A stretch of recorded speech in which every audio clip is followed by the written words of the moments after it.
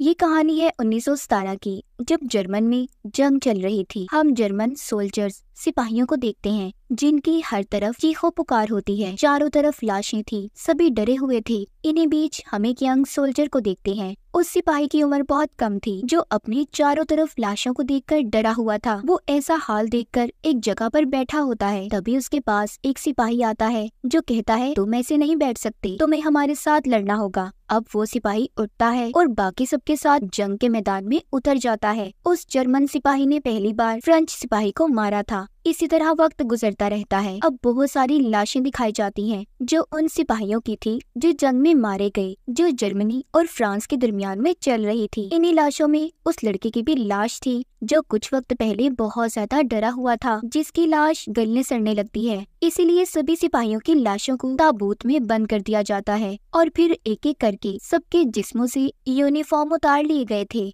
और उन यूनिफॉर्म कपड़ों को वापस शहर में भेज दिया जाता है ताकि कपड़े धुले और जो नए आने वाले सिपाही हैं उन्हें ये कपड़े दोबारा दे दिए जाएं। इसी बीच हम शहर को देखते हैं। पोल नाम का लड़का, जिसको एक जाबाज बहादुर सिपाही बनने का बहुत शौक था, जो जंग में जाना चाहता था, अब वो भी उस जगह पर आ जाता है जहाँ पर फौज सिपाहियों को लड़ने के लिए चुन रही थी। वो भी अपना फॉर्म फिल करके उन्हें दे देता है, मगर उसके फॉर्म पर उसके डैड के साइन नहीं थे, क्योंकि वो जानता था कि उसके डैड कभी भी उसे आर्मी फौज में जाने की इजाजत नहीं देंगे। इसीलिए वो बड़ी ही चालाकी से अपने डैड के साइन को कर देता है और अपने दोस्तों के साथ आर्मी में शामिल हो गया था। अब सभी चुने गए सिपाहियों को एक जगह पर जमा किया जाता है। जनरल आकर सबको बताते हैं कि एक सिपाही होना बहुत फख्र की बात है। सब इस बात को सुनकर और भी ज्यादा पुरजोश हो गए थे। अब सबको वही यूनिफॉर्म दिए जाते हैं जो इन्होंने मरे हुए सिपाहियों के जिस्मों से उतारे थे। पॉल और उसके दोस्त सिपाही का यूनिफॉर्म पहनकर फख्र महसूस कर रहे थे। उन्हें लग रहा था कि पता नहीं एक सिपाही की जिंदगी कितनी अच्छी होने वाली है और उनकी जिंदगी का ये कितना अच्छा दिन है। अब इनको बताया जाता है कि सब सिपाहियों को वेस्टर्न फ्रंट की तरफ ले जाया जाएगा, जो जगह फ्रांस के शुमाल में है। अब सब सिपाही वेस्टर्न फ्रंट की तरफ निकल पड़ते हैं। इन्हें बताया जाता है कि इन्हें आधे रास्ते में ट्रक से उतरकर पैदल ही अपना सफर शुरू करना है। जब ये लोग पैदल चलने लगते हैं तभी जमीन में बॉम्ब फटना शुरू हो गए थे जो कि फ्रांस के सिपाहियों ने छुपाए थे। ये सब नीचे लेट जाते हैं। इन्हें बताया जाता है कि जल्दी से अपने मास्क पहन लो, क्योंकि इन पर गैस का भी हमला हो सकता है जो कि खतरनाक गैस है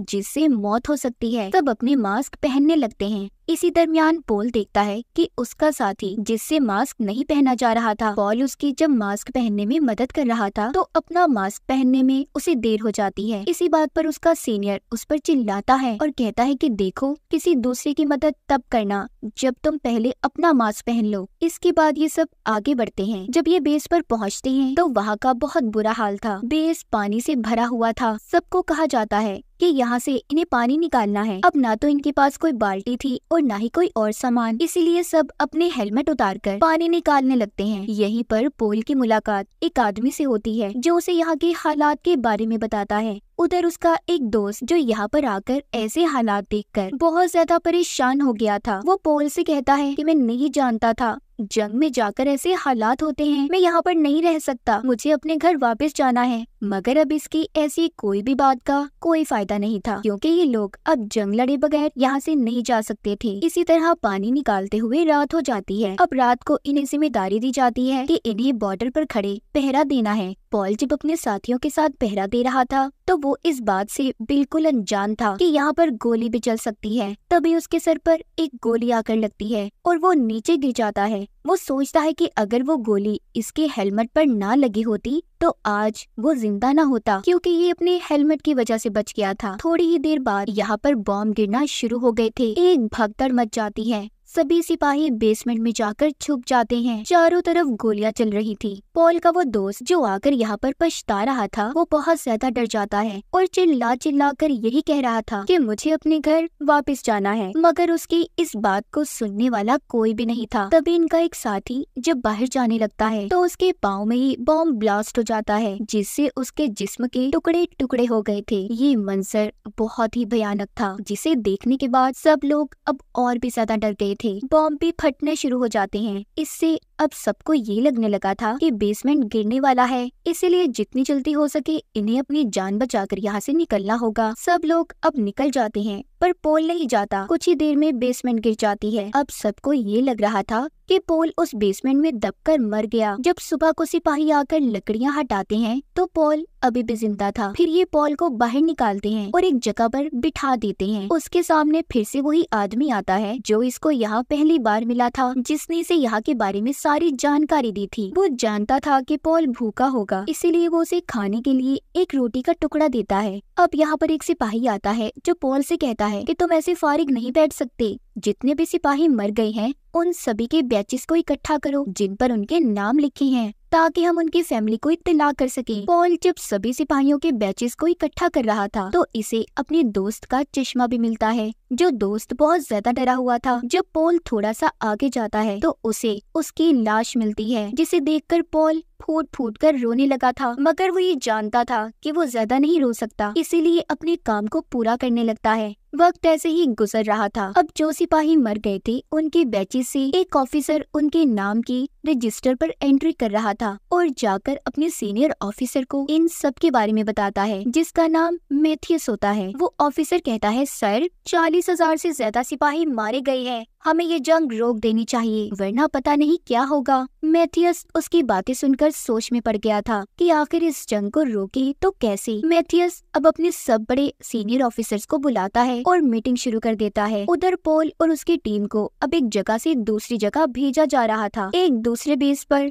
जहां इन्हें और भी सिपाहियों के साथ रहना था। उधर जाकर इन्हें पता चलता है कि पास ही एक फार्म है जहां से पॉल और उसका एक साथी बत्तख को चुरा कर ले आता है और पकाकर मजे से खाते हैं। इन्होंने इतना अच्छा खाना बहुत दिन बाद खाया था और फिर सभी शाम के लिए बैठे आलू छील रहे होते हैं कि तभी इन्हें बेस के पास से जाते हुए कुछ फ्रेंच लड़कियां दिखाई देती हैं जो बहुत ही ज्यादा खूबसूरत थी। पॉल का एक साथी उनके पास जाकर उन्हें अजीब सा डांस दिखाता है ताकि उन्हें इम्प्रेस कर सके और उनके साथ ही चला जाता है। फिर थोड़ी देर बाद सबके घरों से लेटर आते हैं जो सब में बांटे जा रहे थे। पॉल का साथी जिसको पढ़ना लिखना नहीं आता था वो पॉल के पास आता है और उसे अपना लेटर पढ़ने के लिए देता है, जिससे पॉल को पता चलता है कि उसकी एक वाइफ और बच्चा था, मगर बच्चा किसी बीमारी की वजह से मर गया। रात भी हो जाती है। रात को इनका वही साथी आ गया था जो लड़कियों के साथ गया हुआ था। वो आकर इन्हें सारी कहानी सुनाता है और साथ ही उन लड़कियों का एक रुमाल दिखाता है जो वो अपने साथ ले आया था। सुबह को इनको इत्तला मिलती है कि 60 और सिपाही आने वाले हैं, मगर वो अभी तक इनकी बेस पर नहीं पहुंचे थे। सबको अब फिक्र होने लगी थी, इसलिए पॉल सभी सिपाहियों को लेकर उन्हें ढूंढने निकल पड़ता है कि आखिर वो लोग गए तो गए कहाँ पर। जब ये उन्हें ढूंढते हुए स्टेशन तक पहुँचते हैं जिस ट्रेन से उन्होंने आना था, तो इन्हें वहाँ पर फैली हुई गैस महसूस होती है। जब ये स्टेशन के पास वाले कमरे में जाते हैं तो इन्हें पता चलता है कि 60 के 60 सिपाही गैस फैलने की वजह से मारे गए, क्योंकि उन्होंने अपने मास्क को वक्त से पहले ही उतार दिया था। ऐसे 60 सिपाहियों की लाशें देखकर सब डर जाते हैं। दूसरी तरफ जर्मनी में हमें सीनियर हेड दिखाया जाता है, जिसके पास एक सिपाही आकर बताता है कि जिन 60 सिपाहियों को हमने जंग में भेजा था वो भी मारे गए, हमें बस अब इस जंग को रोक देना चाहिए। मगर हेड कहता है, नहीं, मैं इस जंग को नहीं रोक सकता, मुझे हार नहीं पसंद। अब और जितने भी सिपाही बच गए हैं सबको भेज दो वेस्टर्न फ्रंट पर, और अगर जरूरत पड़े तो और भी सिपाहियों को जमा करो। दूसरी तरफ हम मैथियस को देखते हैं जो सिपाहियों की वजह से बहुत ज्यादा परेशान था, क्योंकि आए दिन सबकी मौत हो रही थी, इसीलिए वो किसी भी तरह अब इस जंग को रोकना चाहता था। वो अपनी इन्हीं कोशिशों में लगा था कि किसी तरह उसकी गवर्नमेंट से बात हो जाए। उधर पॉल और उसकी टीम को दिखाया जाता है कि सबको वेस्टर्न फ्रंट पर जाना है। हेड का ऑर्डर आया है कि सभी जंग के लिए तैयार हो जाएं। मैथियस भी सबको जमा करने में कामयाब हो गया था। वो सभी ऑफिसर से बात करता है, उन्हें बताता है कि मुल्क पर जंग के कितने बुरे असरात पड़ते हैं, हमें इसीलिए जंग को खत्म कर देना चाहिए। वो सारी रिपोर्ट को तैयार करके लाया था कि सभी ऑफिसर उस पर साइन कर दें, जंग को बंद कर दें,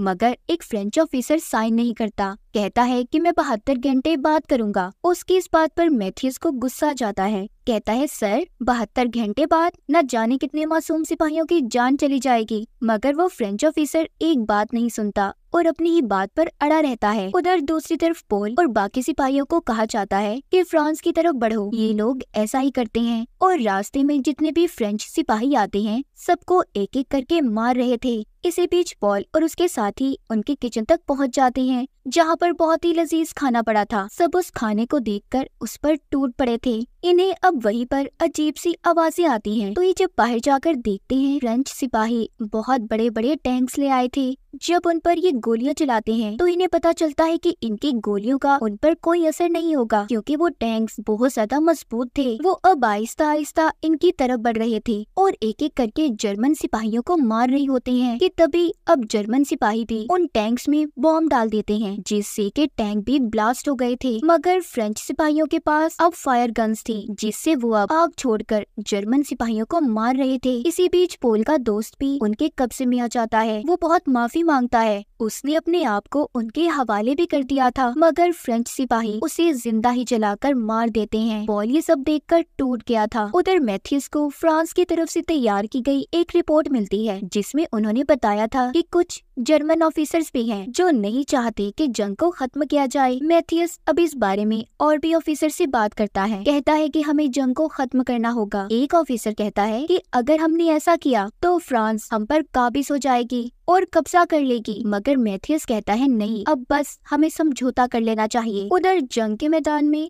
जर्मन सिपाहियों पर फ्रांस की हवाई फोर्स ने हमला कर दिया था। वो उन पर गोली और बॉम्ब बरसा रहे थे। तभी पॉल बॉम्ब के फटने की वजह से पानी में गिर जाता है और खुद को ऐसे दिखाता है जैसे वो मर गया, इसीलिए कोई उस पर हमला नहीं करता। अब जब वो उठने ही लगता है तो उसे एक फ्रेंच सिपाही देख लेता है, उस पर बॉम्ब बरसाने लगता है कि तभी वो खुद ही फिसलकर नीचे गिर गया था। पॉल अब उस सिपाही को पकड़ लेता है और उसे अपने चाकू से कई बार मारता है, मगर वो नहीं मरता। इसीलिए पॉल अब उसके मुंह में मिट्टी डाल देता है ताकि सांस रुकने की वजह से वो मर जाए। बाद में उसे ख्याल आता है कि वो ये क्या कर रहा है। अब वो उस सिपाही की जान बचाने की कोशिश करता है। तभी पॉल को उस सिपाही की जेब से उसकी बीवी और बेटी की तस्वीर मिलती है। थोड़ी ही देर बाद वो सिपाही भी मर गया था। पॉल उससे कहता है कि मैं तुम्हारे घर जरूर जाऊंगा और जाकर तुम्हारी बीवी को बताऊंगा कि तुम बहुत बहादुर सिपाही थे। अब जिसके बाद पॉल अपने बेस पे वापस आ जाता है, जहाँ पर सब खुश थे और जीतने की खुशी मना रहे थे। पॉल एक साथी के पास जाता है जो जख्मी था। वो उसे वही रुमाल देता है जो इनको फ्रेंच लड़कियों के पास से मिला था। वो पॉल को बताता है कि हमारा एक और साथी मारा गया। अब पॉल अपने दूसरे साथी के पास जाता है, जिसे देखकर वो बहुत खुश था। ये अपना खाना लेकर अपने जख्मी साथी के पास आ गए थे। वो जख्मी साथी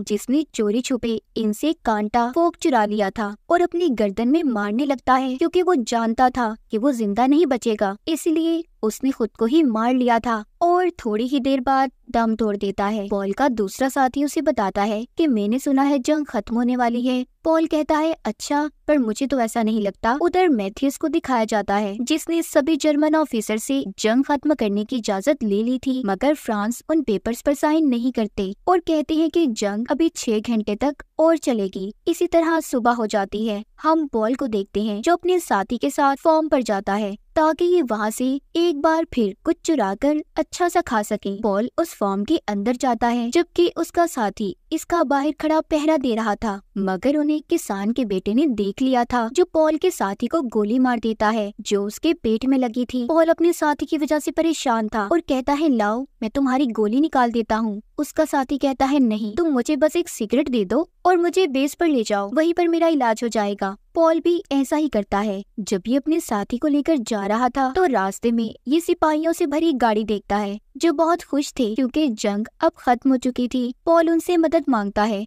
मगर कोई भी इसकी मदद नहीं करता। जब ये अपने साथी को लेकर बेस पर पहुंचता है तो इसे डॉक्टर बताते हैं तुम्हारा साथी मर चुका है। पॉल कहता है ऐसा कैसे हो सकता है, एक गोली सिर्फ उसके पेट में लगी थी, उसकी मौत कैसे हो सकती है। डॉक्टर कहते हैं क्योंकि तुमने आने में देर कर दी, गोली उसके लीवर को छूकर गुजरी, जिस वजह से जिस्म में जहर फैल गया। पॉल ये सुनकर बहुत दुखी हो जाता है। इस जंग ने उसके सभी साथियों को उससे छीन लिया था। उसका आखिरी साथी भी मारा जाता है। इसके बाद इन्हें ऑर्डर दिया जाता है कि सबको हेड के के पास पहुंचना होगा, जिसने अभी भी हार नहीं मानी थी। वो सभी सिपाहियों से कहता है कि हमारे पास अब भी कुछ वक्त बाकी है, हमें फ्रांस पर हमला करना है और उन्हें किसी भी तरह मारना है। मगर ये बात आधे सिपाही नहीं मानते, क्योंकि अब उन्हें कोई भी जंग नहीं लड़नी थी। मगर फिर भी मजबूरन उन्हें मानना ही पड़ता है और ये फ्रांस के बेस तक पहुंचकर 11 बजने का इंतजार करते हैं। मगर उससे पहले ही फ्रेंच सिपाहियों ने जर्मन सोल्जर्स पर हमला कर दिया था। पॉल देखता है एक फ्रेंच सिपाही जर्मन सिपाही को मार रहा है, जो कि एक मासूम बच्चा था जो अभी अभी आर्मी में भर्ती हुआ था। पॉल उसे बचाता है और फ्रेंच सिपाही से लड़ता हुआ बेसमेंट में आ जाता है। तभी पॉल को पीछे से एक फ्रेंच सिपाही ने आकर चाकू मार दिया था। तभी ये ऐलान भी होता है कि जंग खत्म हो गई है। पॉल जो कि जख्मी था वो आहिस्ता आहिस्ता आगे बढ़ता है ताकि जंग के बाद का नजारा देख सके। वो बाहर आ गया था और बाहर आकर गिर जाता है। वो लड़का जिसकी जान पॉल ने बचाई थी, उसको एक ऑफिसर आकर कहता है कि सभी मरे हुए सिपाहियों के बैचेस को इकट्ठा करो। तभी उस लड़के की मुलाकात फिर से पॉल से होती है, जो अब मर चुका था। उसके हाथ में वही रुमाल था जो उसे उसके जख्मी साथी ने दिया था। वो लड़का पॉल के हाथ से रुमाल लेकर अपने गले में डाल लेता है ताकि वो सारी जिंदगी पॉल को याद रख सके उसने उसकी जान बचाई थी। तो ये थी कहानी पॉल की, जिस बेचारे को ये लगा कि सिपाही बनने के बाद उसकी जिंदगी खुशहाल हो जाएगी, मगर वो ये नहीं जानता था कि उसे किन मुश्किलात का सामना करना पड़ेगा। और ऐसे ही हमारे बहुत से बहादुर सिपाही हमारे बॉर्डर पर खड़े हैं, जो अपनी जानों को खतरे में डालकर हमारी जान की हिफाजत कर रहे हैं। और इसी के साथ इस फिल्म की कहानी भी यहीं पर खत्म हो जाती है।